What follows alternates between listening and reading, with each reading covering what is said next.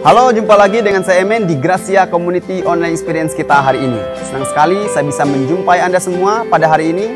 Dan terima kasih baik Anda yang Kristen maupun Anda yang bukan Kristen yang selalu setia menyaksikan tayangan kami ini. Saya ucapkan selamat bergabung. Semoga tayangan kami ini bisa bermanfaat untuk kita semua, karena Gracia Community Purwokerto adalah gereja untuk orang yang tidak sempurna dan gerejanya orang yang tidak suka bergereja. Teman-teman, dalam kehidupan ini kita pasti pernah diperhadapkan dengan suatu situasi atau keadaan di mana itu adalah sesuatu yang baru yang belum pernah kita rasakan dan alami, dan itu muncul di mana kita mau tidak mau harus menghadapi dan menjalani. Seperti pandemi COVID-19 ini yang belum pernah ada sepanjang kita hidup. Tetapi pandemi ini muncul sampai sekarang, kita masih harus menghadapi dan beradaptasi kepada situasi dan keadaan yang sebelumnya belum pernah kita alami, sehingga kebiasaan kita menjadi berubah total.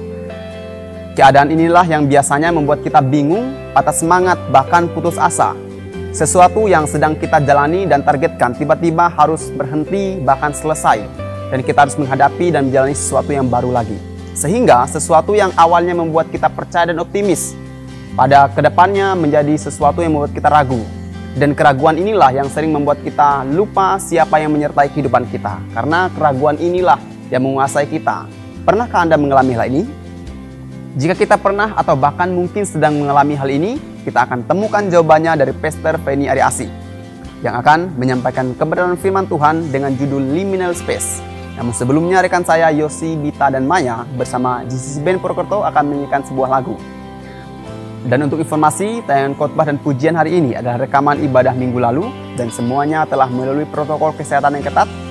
Jadi teman-teman, jangan kemana-mana dulu, tetap stay di channel ini. God bless you. Halo semuanya. Sekali lagi halo semuanya. Yang pagi hari ini percaya bahwa Allah kita adalah Allah yang dahsyat, boleh beri tepuk tangan yang lebih lagi buat Tuhan. Mari kita mau bangkit berdiri, kita mau nyanyi bersama-sama. Allahku dahsyat.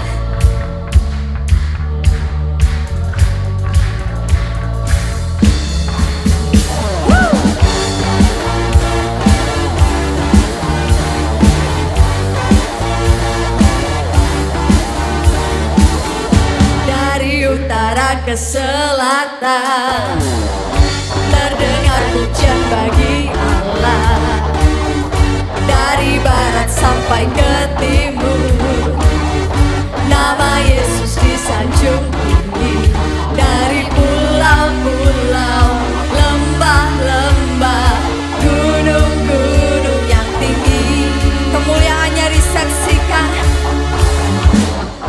kemuliaannya disaksikan, kebesarannya rinci, nama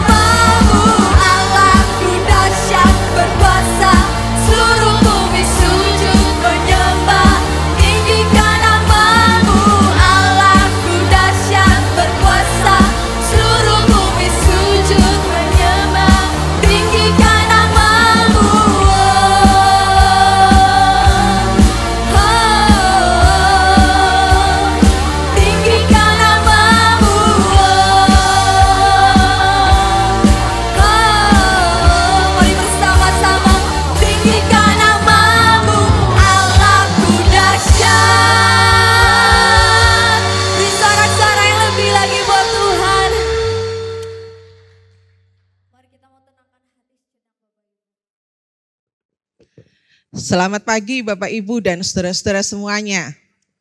Apa kabar? Luar biasa, cuaca dingin sekali Bapak Ibu. STTSP 1 hari kemarin berkabut tebal, rasanya mager gitu ya. Tetapi ada tanggung jawab yang harus diselesaikan. Jadi itu memberikan kita semuanya semangat. Bapak Ibu dan saudara-saudara semuanya, selamat datang yang Kristen dan yang bukan Kristen. Dan kita pagi hari ini akan belajar bersama-sama dari Tuhan Yesus Kristus. Saya mengajak kita semuanya membuka Alkitab kita yang bawa Alkitab atau Alkitab di handphone. Dalam Lukas 7 ayat ke-18 sampai 23. Lukas 7 ayat 18 sampai 23. Kita tidak membaca semuanya Bapak Ibu, kita akan membaca mulai dari ayat 22 sampai 23 saja. Saya akan membacakan kalimat ini. Lukas 7 ayat 22 dan 23. Dan Yesus menjawab mereka, "Pergilah dan katakanlah kepada Yohanes apa yang kamu lihat dan kamu dengar. Orang buta melihat, orang lumpuh berjalan, orang kusta menjadi tahir, orang tuli mendengar, orang mati dibangkitkan, dan kepada orang miskin diberitakan kabar baik. Dan berbahagialah orang yang tidak menjadi kecewa dan menolak aku." Amin. Bapak Ibu, saya sering sekali kalau pagi hari melewati jalanan dari Soteria mau turun ke Purwokerto. Kira-kira jam 3, jam 4 saya biasanya turun di pagi hari itu. Nah waktu saya lewat jalan barat Bapak Ibu masih sangat gelap sekali. Sepi sekali, tidak ada aktivitas. Jalan itu saya lewati kira-kira sekitar 30 menit, kalau ngebut sedikit sekitar 20 menit. Waktu saya melewati jalanan barat, ya, saya merasa ada sesuatu yang tidak nyaman. Saya kepengennya cepat-cepat sampai gitu ya. Apalagi kalau udah ketemu di hutan-hutan gitu ya, yang sepi sekali, lewati kuburan apalagi gitu ya, saya kepengennya cepat-cepat sampai gitu ya. Nah, apa yang saya rasakan waktu saya turun di pagi hari, ternyata tidak sama dengan apa yang saya rasakan waktu saya melewati jalan itu di siang hari. Waktu siang hari saya turun jam 7, jam 8 pagi, saya mulai lihat pintu terbuka, orang-orang lalu lalang, motor, mobil, semuanya lewat di jalan itu Bapak Ibu. Dan saya merasa nyaman selama melewati jalan barat Baturaden. Bapak Ibu saudara-saudara, perasaan tidak nyaman yang kadang-kadang membuat saya kepengen lari, kepengen cepet-cepet gitu ya. Itu bukan karena jalan itu angker. Atau bukan karena jalan itu horor gitu ya. Kadang-kadang sampai merinding-merinding juga gitu ya. Saya kalau nyetir mobil Bapak Ibu sampai gak berani lihat kaca di depan itu ya yang untuk lihat ke belakang ya. Pikiran saya, wah jangan-jangan saya lihat ke belakang ada orang duduk di mobil belakang dan lain sebagainya gitu ya. Nah saya awalnya pikir, waduh ini gak bener nih. Saya jadi Bapak Ibu tahu selama saya melewati jalan itu saya setel musik keras-keras. Saya nyanyi keras-keras sendirian Bapak Ibu pagi-pagi ya. Dan akhirnya saya tiba sekalipun ada perasaan yang tidak nyaman. Tetapi sebetulnya perasaan tidak nyaman itu bukan karena tadi. Karena ada roh jahat, karena ada ilmu dari makhluk dari dunia lain, bukan. Situasi itu yang disebut dengan liminal space. Tadi Albert, host kita sudah menjelaskan dengan sangat gamblang. Liminal itu artinya adalah ambang. Transisi antara waktu saya lewat jalan itu di pagi hari, dini hari, saya tidak melihat seperti yang biasanya saya lihat di siang hari. Gak ada orang, gak ada kendaraan yang lewat. Dan itu membuat saya ada di namanya ini, liminal space, ruang liminal. Buat saya jalan itu adalah liminal. Ambang antara rumah yang satu tertutup, rumah yang di sampingnya tertutup, saya merasa tidak nyaman. Bapak Ibu saudara-saudara, kalau kita belajar psikologi kita akan mengenal ini juga. Namanya liminal, ruang ambang atau ruang antara. Jadi perasaan tidak nyaman itu bukan karena ada sesuatu yang mengganggu kita, tidak. Tapi adalah suasana yang membuat kita tidak nyaman. Sama seperti dengan waktu kita melewati lorong sebuah hotel. Hotelnya mewah, kamarnya bagus-bagus gitu ya. Tapi kalau kita jalan di lorong tersebut sendirian di malam hari, kadang-kadang kita bisa sampai merinding-merinding. Sekali lagi, kita semuanya jangan salah, nggak usah ditengking-tengking dalam nama Yesus gitu ya. Nggak usah Bapak Ibu. Tapi perasaan itu muncul karena biasanya kita lihat aktivitas, tetapi hari itu kita tidak melihat aktivitas apapun. Ambang antara Atau beberapa di antara kita yang sekarang ini bioskop sudah mulai, kita semuanya pernah nonton bioskop yang dapat jamnya paling malam gitu ya. Kita baru keluar jam 12 atau jam setengah 1. Waktu kita keluar ke ruang parkiran, biasanya yang kita pikirin di ruang parkiran itu banyak banget mobil gitu ya. Mallnya nyala, gemerlapan. Tapi waktu kita keluar di jam tengah malam itu, kita lihat mobil kita cuma sendirian. Gak ada orang, gak ada lampu yang menyala, semua dimatikan. Perasaan itu, perasaan antara apa yang kita biasanya lihat dan nikmati di siang hari dengan apa yang terjadi di malam hari, tidak adanya aktivitas, itu juga yang disebut dengan liminal, ruang antara. Nah, ruang antara atau liminal space itu ada secara fisik seperti yang tadi saya jelaskan. Tetapi liminal itu juga bisa dirasakan secara emosional. Situasi baru yang kita kenal dan yang baru kita jumpai. Misalnya anak-anak masuk ke sekolah yang baru. Banyak sekali temannya, ratusan bahkan. Tapi buat anak kita, mereka semuanya asing. Belum kenal. Situasinya baru, ruangannya baru. Itu pun yang disebut dengan liminal space. Bapak, Ibu, dan saudara-saudara, semua kita ternyata ada di dalam liminal space. Kadang situasi kehidupan membawa kita dalam satu ruang transisi antara sehat dan sakit, antara kehidupan dan kematian. Kadang-kadang kita dalam kondisi yang sehat, kita bisa melakukan berbagai macam aktivitas. Tapi kemudian tiba-tiba kita kena COVID. Bapak Ibu yang pernah kena COVID akan sangat merasakan sekali. Ya, saya prokes ketat Bapak Ibu. Tapi tiba-tiba satu hari saya kena COVID. Ya, waduh, begitu saya kena COVID Bapak Ibu, saya lihat hasilnya, waduh cilaka. Saya nggak bisa ketemu dengan siapa-siapa, saya harus masuk ruang isolasi. Saya biasa turun kemana-mana, saya jalan kemana-mana, saya biasa lihat gunung, lihat hutan gitu ya.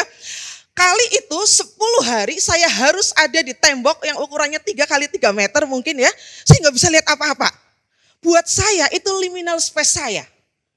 Saya biasa berinteraksi dengan begitu banyak orang. Hari itu, 10 hari ke depan itu, saya tidak bisa berjumpa dengan siapapun. Liminal space membuat saya kemudian waktu saya ada di dalam ruangan isolasi itu, saya merasakan betul betapa rapuhnya saya. Saya sampai tidak tahan. Yang saya lihat cuma tembok, buku gitu ya. Jadi saya selesai baca buku, tidur, baca buku, makan, tidur gitu. Bayangin Bapak Ibu, gimana gak tambah gemuk gitu kan. Nah, lalu kemudian saya mulai mikir-mikir nih, ngapain saya di 10 hari di sini nih. Biasanya saya sudah kemana-mana gitu ya. Saya sangat stres sekali Bapak Ibu ada di ruangan itu. Nah, kita tidak mau sakit, tapi kemudian sakit datang dan kita kemudian meminta pertolongan Tuhan. Tidak sedikit dari kita yang sakit dan kita memohon berdoa kepada Tuhan untuk memberikan kesembuhan, tapi Tuhan sangat lambat untuk menjawab doa kita. Bapak, Ibu, dan saudara-saudara, liminal space mungkin adalah kehilangan teman, kehilangan keluarga, orang yang kita cintai. Biasanya kita makan bersama, biasanya kita tidur bersama. Tapi hari ini kita tidak bisa bersama dengan orang tersebut. Liminal space mungkin adalah kehilangan pekerjaan. Biasanya jam 7 kita sudah ada di kantor, sibuk mengerjakan pekerjaan. Tapi ternyata usia membuat kita di pensiun. Atau kita di PHK. Dan kita semuanya akan merasakan ruang ambang antara kesibukan yang begitu berat yang biasanya kita lakukan, dengan sekarang ini kita tidak ada tanggung jawab apapun. Mau ngapain di ruang seperti ini?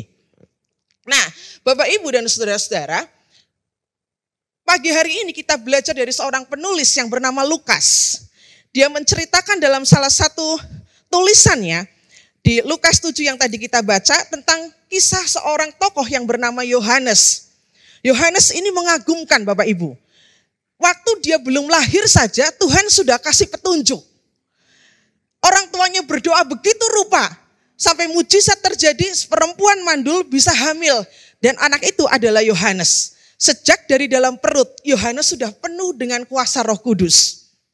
Yohanes belum lahir saja sudah dikasih tugas sama Tuhan untuk membuka jalan bagi Mesias.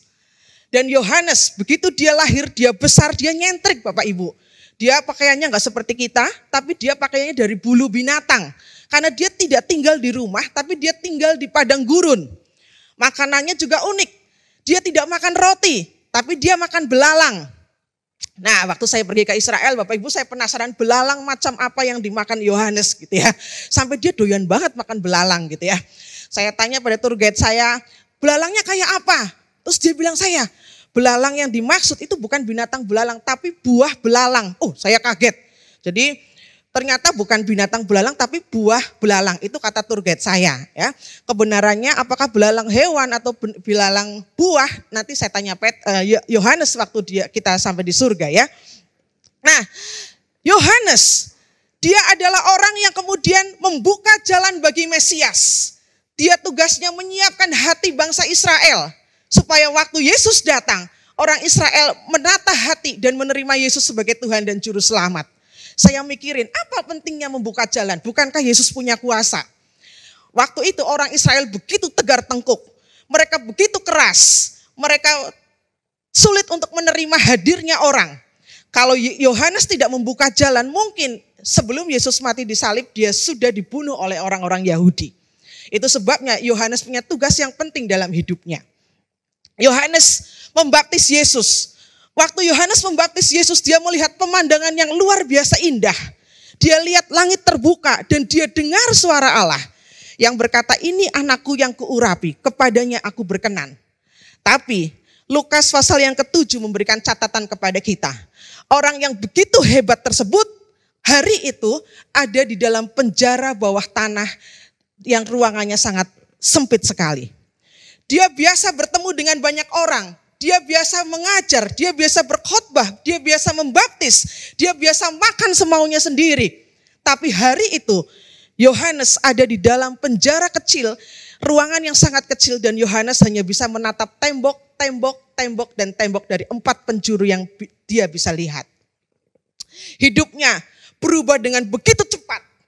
Dari bebas, kemudian dia menjadi orang yang terkurung dan tidak bisa melakukan apapun. Penjara bagi Yohanes Pembaptis adalah liminal space, ruang antara. Dia sedang menunggu apakah dia akan terus hidup atau dia akan mengalami kematian. Dalam ruang yang sempit itu, dia begitu merasakan ketakutan yang luar biasa. Manusia Yohanes Pembaptis, dia tentu merasakan betapa putus asanya karena dia tidak bisa berinteraksi dengan banyak orang. Dia punya murid yang banyak, muridnya diizinkan untuk menjenguk tetapi tidak bisa menemani Yohanes Pembaptis. Dalam liminal space-nya itu, Yohanes begitu ketakutan akan ketidakpastian. Tetapi dalam kondisi yang seperti itu, kemudian Yohanes memilih untuk mengajukan pertanyaan kepada Yesus. Bapak, Ibu, saudara-saudara, jika hari ini kita ada di sebuah ruang liminal, mungkin itu adalah tubuh kita yang sudah tidak sekuat, tidak bisa bergerak dengan begitu bebas. Atau mungkin liminal itu adalah kita kehilangan relasi, kehilangan orang yang kita cintai. Atau liminal itu adalah kita masuk dalam pekerjaan yang baru, cara yang baru, ketemu dengan orang yang baru. Kadang-kadang itu membuat kita menjadi depresi dan bahkan kadang-kadang tidak jarang dari kita yang kemudian meragukan apakah betul Tuhan menyertai kita. Mari kita belajar bersama-sama dari jawaban Tuhan Yesus. Dalam Lukas 7 ayat yang ke-22 dan 23. Yesus memberikan kepada kita petunjuk apa yang harus kita lakukan pada saat kita ada dalam situasi liminal. Ruang antara, kita bahkan tidak tahu pasti apa yang akan terjadi. Yesus memberikan kepada kita 2 petunjuk. Yang pertama, Tuhan memakai liminal space untuk mengingatkan tujuan hidup. Dari ayat yang ke-22. Dari dalam penjara, kemudian Yohanes mulai mikir, kalau aku diminta Tuhan untuk menyiapkan jalan bagi Mesias, dalam pikirannya, Mesias yang akan datang itu adalah Mesias yang gagah perkasa, yang akan menghukum dengan adil, tapi kenyataan hidupnya dia tidak lihat itu. Ternyata dia mendengar Yesus bukan menghukum orang jahat, tapi Yesus hadir justru orang buta dibelekkan, orang tuli dengar, orang lumpuh bisa jalan lagi. Lalu kemudian dari dalam penjara itu kemudian dia mengirim muridnya, 2 muridnya kepada Yesus. Dia berkata, tanyakan kepada Yesus, apakah engkau Mesias atau kami harus menunggu yang lain? Bapak, Ibu, saudara-saudara, saking dia tidak bisa melakukan apapun. Dia hidupnya penuh pergumulan. dalam penjara itu. Dia bahkan sampai di titik dia meragukan apakah Yesus Mesias yang dinantikan atau belum. Saya menebak pikirannya Yohanes, mungkin dia akan ngomong begini. Kalau sampai Yesus yang dia persiapkan jalan, ternyata dia bukanlah Mesias, cilaka. Aku sudah ada dalam penjara, aku tidak bisa membuka jalan kalau Yesus itu bukan Mesias. Kalau Mesias adalah orang lain. Itu pertanyaannya dia. Lalu kemudian waktu murid Yohanes bertemu dengan Yesus, muridnya ngomong pesannya Yohanes. Yohanes tanya Yesus, apakah engkau Mesias atau bukan? Bapak Ibu Saudara-saudara, jawaban Yesus mengejutkan. Yesus ngomong, apa yang kamu dengar dan kamu lihat, orang buta melihat, orang tuli mendengar, orang lumpuh berjalan, bahkan orang mati bisa dibangkitkan. Ceritakan itu kepada Yohanes. Bapak Ibu Saudara-saudara, Yohanes dalam kerapuhannya, dia diingatkan oleh Yesus bahwa satu-satunya pribadi yang punya kuasa untuk bisa melakukan semua hal tadi, orang mati bisa dibangkitkan kembali, itu hanya Allah. Dan itu yang Yesus lakukan. Tidak heran Yohanes punya keraguan terhadap Tuhan. Kadang-kadang Bapak Ibu kita berpikir kalau kita ragu itu berarti kita kurang iman. Masa sih Tuhan bisa menolong saya gitu ya. Masa Tuhan mengasihi saya kok sampai hari ini saya tetap gini-gini aja. Apa betul Tuhan itu maha kasih gitu ya. Nah Bapak Ibu kita tidak boleh ragu, kita tidak boleh takut waktu keraguan itu muncul dalam hati kita. Karena begitu kita ragu itu tandanya kita hidup, iman kita hidup. Tetapi tidak berhenti pada ragu, kita mesti bertanya kepada Tuhan. Kita mesti berelasi dengan Tuhan. Kita mesti tanya kepada Tuhan yang hidup. Dan waktu kita menjalani sulitnya hidup ini sambil terus mengeksplorasi Tuhan dalam hidup kita, maka waktu kita mendapatkan jawaban atas keraguan itu akan menghasilkan pengakuan iman yang kokoh. Tidak sedikit dari tokoh Alkitab yang dicatat para penulis Alkitab yang juga melewati liminal space-nya. Petrus waktu dia dikejutkan dengan situasi yang berubah. Yesus yang biasa melakukan mujizat, tiba-tiba Yesus ditangkap dan tidak berdaya. Dia kemudian memilih jalan untuk menyangkal Yesus. Ayub dan istrinya, ketika liminal space itu menghampiri hidup mereka, dalam satu waktu dengan sangat cepat semuanya hilang dan habis. Istri Ayub kemudian memilih untuk menghujat Tuhan. Tetapi Ayub memilih untuk belajar dalam keraguan-raguannya, untuk mempercayai Tuhan. Sampai akhirnya Ayub bisa mengucapkan kalimat, dulu aku dengar Tuhan dari kata orang, tapi sekarang aku mengalami Tuhan. Bapak, Ibu, dan saudara-saudara, yang Yesus ucapkan, orang buta melihat, orang lumpuh berjalan, sudah mengalami itu semuanya, itu mengingatkan Yohanes dari dalam penjara, bahwa tujuan hidupnya sudah dia penuhi.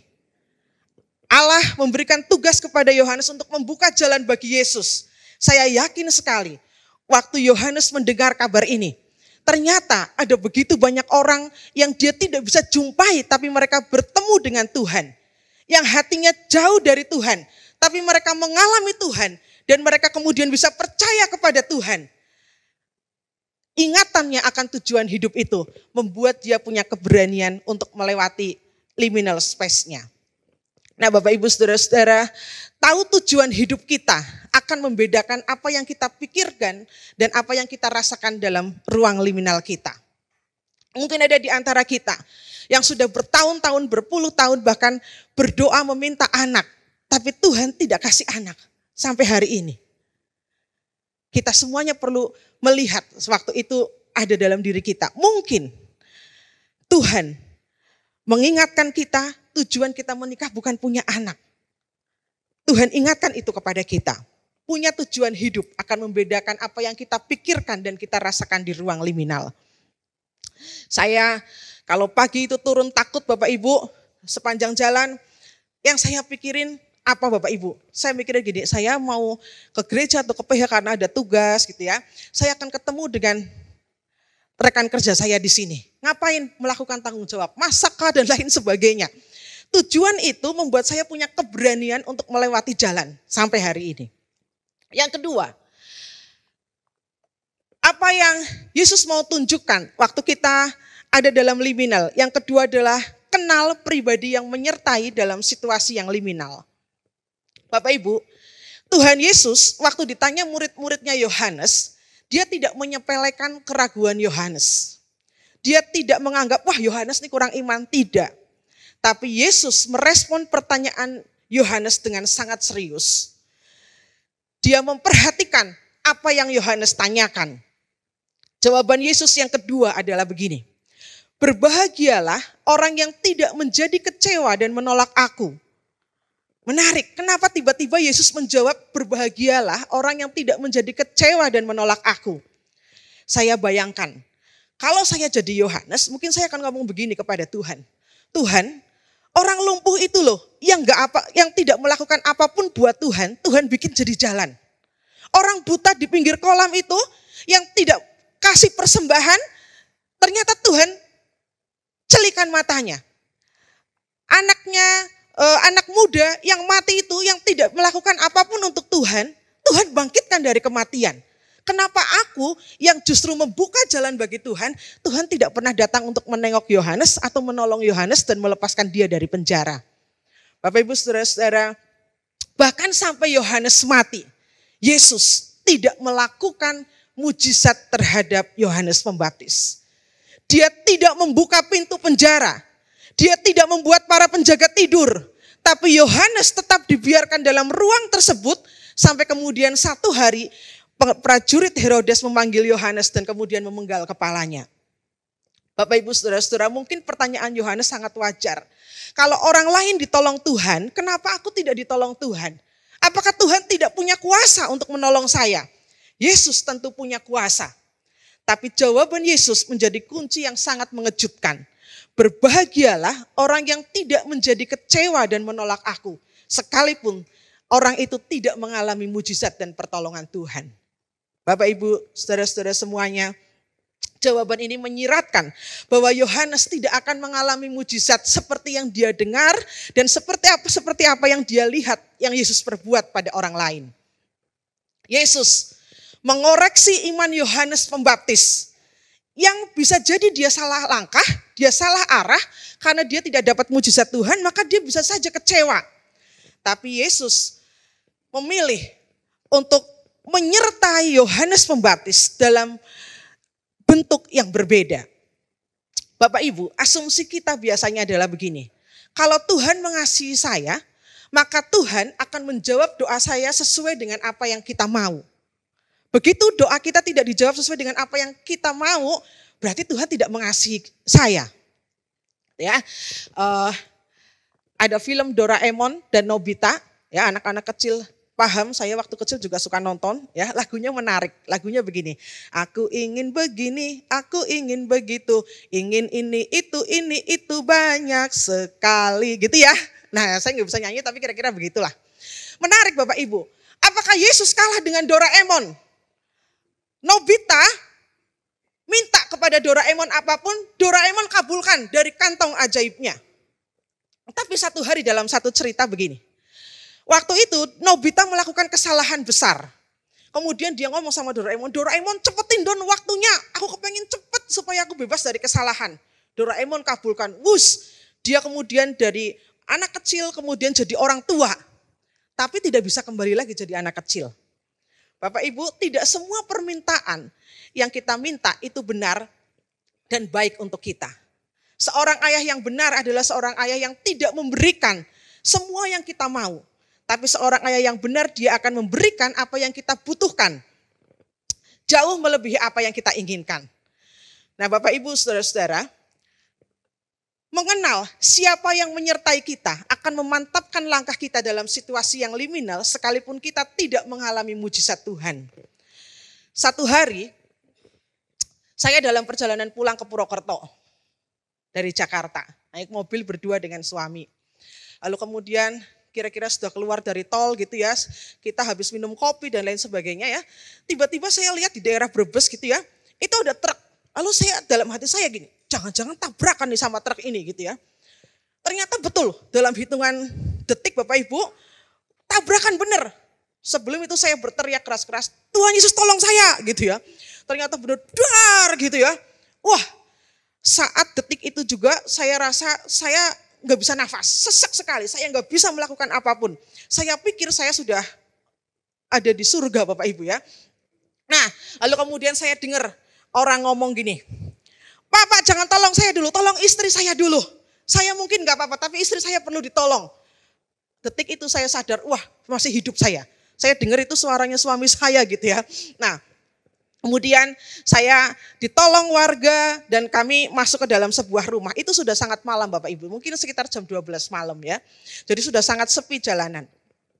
Nah, saat itu kemudian yang ada di pikiran saya gini, Tuhan, saya ini tadi udah doa loh, teriak bahkan loh. Tuhan Yesus tolongin saya. Kenapa kok Tuhan gak stop mobil saya tiba-tiba set gitu kan ya. Atau gimana gitu ya, Tuhan melakukan mujizat gitu ya. Kenapa kok Tuhan kasih saya kecelakaan? Lalu kemudian saya sadar Bapak Ibu, saya lihat mobil saya, waduh gak mungkin bisa jalan pulang. Rusak Bapak Ibu, hampir depannya tuh bagian semuanya tuh hancur gitu ya. Nah kemudian dalam keterbatasan itu, saya kemudian merasakan begini, Tuhan aku ada di sini sekarang, mobilku tidak bagus lagi. Dia tidak bisa membawaku pulang. Semua orang yang ada di situ mungkin ada 9-10 orang itu pedagang-pedagang yang jualan malam. Tidak ada satupun yang saya kenal. Saya tidak bisa minta pertolongan kepada siapapun kecuali kepada Tuhan. Saya kemudian berdoa dengan dada yang sesak. Tuhan tolonglah saya. Saya perlu Tuhan menolong saya. Dalam hati saya kepengen banget dapat mujizat. Ya. Tapi kemudian sekira-kira 10 menit saya duduk, saya merenungkan, siapa yang mau saya hubungi di tengah malam begini, di desa yang gelap ini. Saya kemudian diingatkan, ada satu ibu-ibu dulu tuh pernah latihan bakery dengan saya, orang Brebes, tapi saya nggak tahu saya itu tabrakan ada di daerah mana gitu ya. Saya coba telepon, lalu kemudian ibu ini mengangkat, dia bilang, ada apa malam-malam telepon? Saya bilang, saya ini kecelakaan. Ada di mana? Saya nggak tahu ada di mana. Ibu ini langsung ngomong, saya datang sekarang juga. Dia datang bawa temennya, bawa 2 mobil Bapak Ibu. Lalu dia antar saya ke rumah sakit. Kemudian bukan itu saja dia ngomong sama saya antar kamu sampai ke Baturaden. Bapak Ibu, saya tidak mengalami mujizat Tuhan. Saya tetap mengalami kecelakaan itu. Badan saya semuanya sakit, pegel, memar. Tetapi saya melihat penyertaan Tuhan di sisi yang lain. Orang ini tidak kenal Yesus. Tapi orang ini ternyata Tuhan pakai untuk membuat mujizat kecil dalam diri saya waktu saya mengalami kecelakaan tersebut. Bapak Ibu, Tuhan mungkin tidak melakukan mujizat dalam hidup kita. Kita sakit dan kita setiap hari berdoa memohon pertolongan Tuhan. Tuhan mengangkat sakitku ini Tuhan. Supaya aku bisa bebas, aku bisa beraktivitas. Tapi Tuhan tidak pernah mengangkat. Dalam saat seperti itu percayalah. Allah yang begitu perkasa tangannya, dia tetap menyertai kita. Rasa sakit yang ada dalam tubuh kita, Tuhan merasakan apa yang kita rasakan. Ada seorang anak kecil yang terjebak dalam sebuah rumah yang terbakar. Ayah dan ibunya, saudara-saudaranya semua sudah keluar, tapi anak kecil ini sendirian. Dia di tepi jendela. Kemudian ayahnya ngomong kepada anak ini, lompat, lompat. Anaknya kemudian bilang, aku takut ayah. Ayahnya bilang, lompat, lompat, cepetan lompat. Anak ini ngomong, aku gak bisa lihat ayah karena asapnya sudah tebal sekali. Kemudian ayah ini ngomong, kamu tidak bisa melihat ayah. Tapi ayah melihat kamu dengan sangat jelas. Lompat. Kemudian anak itu lompat dan anak itu selamat dari kebakaran. Kadang-kadang kita tidak bisa melihat Tuhan dengan jelas. Tuhan kepengen kita menebak terus. Tuhan yang kita sembah, Tuhan yang kita percaya, bukan kata orang, bukan kata pengkhotbah. Tapi Tuhan mau sebetulnya, Bapak, Ibu, dan saya kita semuanya mengalami Tuhan yang sungguh nyata lewat pergumulan hidup yang kita lewati. Kalau kita sampai tidak bisa mengalami mujizat Tuhan, bukan berarti Tuhan tidak ada. Bukan berarti Tuhan tidak beserta dengan kita. Tapi Dia ingin kita semuanya mengalami Tuhan dengan cara yang berbeda. Ada seorang menulis dalam dinding penjara. Tahanan ini kena hukuman mati. Dia ngomong begini, aku percaya percaya, dia menulis di dinding yang besar, aku percaya adanya matahari meski ia tidak bersinar. Aku percaya pada kasih meski itu tidak kualami. Dan aku percaya kepada Allah meski dia tidak berbicara. Kalau sampai hari ini Tuhan tidak melakukan mujizatnya buat kita, yakinlah dia menyertai kita dengan cara yang berbeda. Yakinlah dia tidak diam, dia sungguh bekerja. Mungkin hal itu kecil, tetapi hal kecil tersebut adalah menandakan Tuhan hidup dan beserta dengan kita semuanya. Kalau Tuhan tidak melakukan mujizat untuk kita, maka itu artinya mungkin Tuhan menyuruh kita untuk menjadi mujizat bagi orang lain. Bapak Ibu, ada satu ibu ketemu dengan saya, kemudian dia ngomong begini, aku bersyukur banget. Hari itu dia bingung mau makan apa. Tapi kemudian tiba satu orang rekan kerja kita di gereja ini datang dan mengantar makanan satu kotak. Dia bilang, aku sungguh percaya itu adalah Tuhan yang mengirimkan aku makanan satu kotak tersebut. Sambil menangis ibu ini menceritakan. Itu sebabnya Bapak Ibu, kita sering mengadakan menyapa jemaat. Terima kasih Bapak Ibu dan saudara-saudara semuanya yang terlibat. Kita mungkin tidak mengalami mujizat Tuhan yang besar, tapi kita bisa dipakai Tuhan menjadi mujizat bagi orang lain.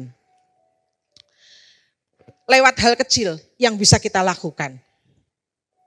Jadi Yohanes tidak mendapatkan apa yang dia inginkan, bebas dari penjara, tapi ia berani menghadapi kematiannya tanpa menjadi kecewa kepada Tuhan yang ia percaya.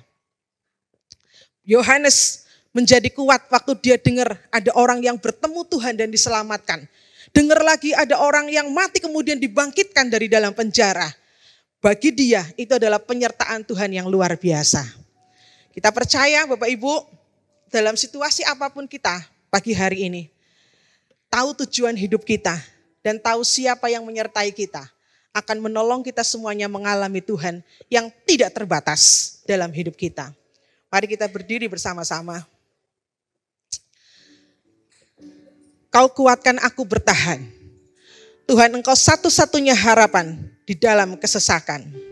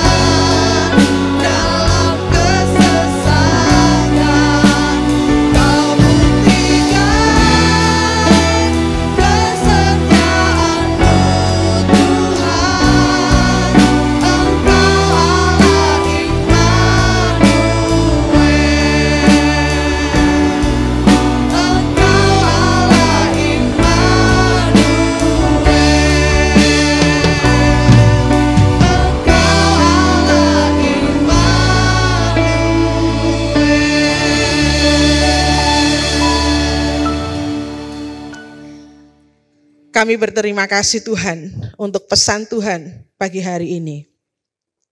Di tengah situasi yang sulit yang terus kami hadapi, dalam ketidakpastian yang kadangkala melelahkan kami semuanya, dalam keterbatasan yang kadangkala membuat kami menjadi putus asa, kami diingatkan bahwa ada Tuhan yang menyertai kami semuanya.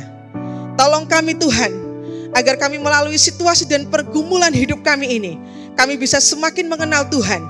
Kami juga bisa semakin mengalami Tuhan dalam pergumulan hidup kami. Kalau Tuhan tidak melakukan mujizat bagi kami, itu berarti Tuhan mau kami menjadi mujizat bagi orang lain, di mana orang bisa melihat Tuhan hidup di dalam kehidupan kami. Terima kasih Tuhan, terima kasih. Kiranya Tuhan memberkati engkau dan melindungi engkau. Tuhan menyinari engkau dengan wajah-Nya dan memberi engkau kasih karunia. Tuhan menghadapkan wajah-Nya kepadamu dan memberikanmu damai sejahtera. Berkat atas nama Allah Bapa, Allah Anak, dan persekutuan dengan Roh Kudus akan menyertai kita semuanya sampai selama-lamanya. Di dalam nama Tuhan Yesus Kristus, Juru Selamat kami sudah berdoa. Amin. Terima kasih Pastor Fernie Ariasi untuk renungan firman Tuhannya hari ini. Jadi, jika keraguan itu muncul, jangan takut. Ada Tuhan yang menyertai hidup kita. Tuhan yang mampu memberikan jalan yang kreatif untuk kita semua. Semoga kita semua diberkati dan dikuatkan dan makin tangguh sebagai pengikut Kristus.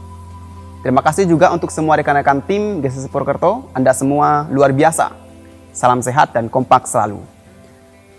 Terima kasih juga untuk semua rekan-rekan tim GCC Purwokerto. Anda semua luar biasa. Salam sehat dan kompak selalu.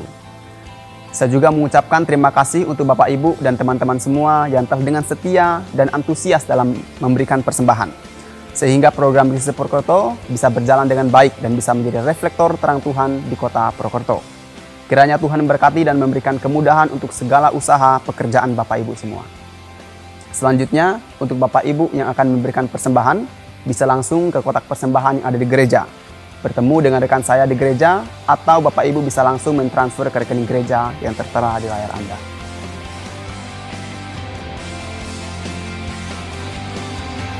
Teman-teman, walaupun pandemi sudah mereda, tapi mari tetap kita patuhi protokol kesehatan yang ada dengan menggunakan masker saat kita berada di ruangan tertutup atau di angkutan umum.